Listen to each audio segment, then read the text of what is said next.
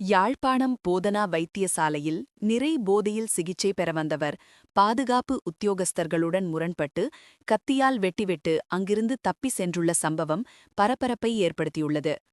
சம்பவம் தொடர்பில் மேலும் தெரிய வருகையில், போதனா வைத்தியசாலைக்கு இன்றைய தினம் அதிகாலை 1:40 மணியளவில் நிறை போதையில் இரத்த காயங்களுடன் ஒருவர் சிகிச்சைக்காக அனுமதிக்கப்பட்ட நிலையில் அவர் 24ஆம் இலக்க விடுதியில் தங்க வைத்து சிகிச்சை வழங்கப்பட்டது.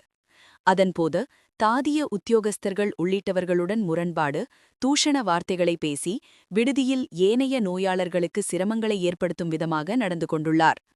அதனையடுத்து பாதுகாப்பு உத்தியோகஸ்தர்களுக்கு அறிவிக்கப்பட்டதை அடுத்து அவர்கள் விடுதிக்கு விரைந்து குறித்த நபரை கட்டுப்படுத்த முயன்றபோது தனது உடைமையில் மறைத்து வைத்திருந்த கத்தியை எடுத்து அச்சுறுத்தியுள்ளார்.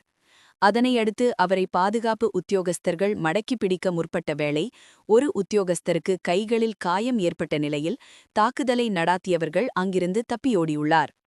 சம்பவம் தொடர்பில் யாழ்ப்பாண போலீஸ் நிலையத்தில் முறைப்பாடு செய்யப்பட்டுள்ள நிலையில் இச்சம்பவத்தால் தாதிய உத்தியோகஸ்தர்கள் மத்தியில் பாதுகாப்பு குறித்த அச்சம் எழுந்துள்ளது.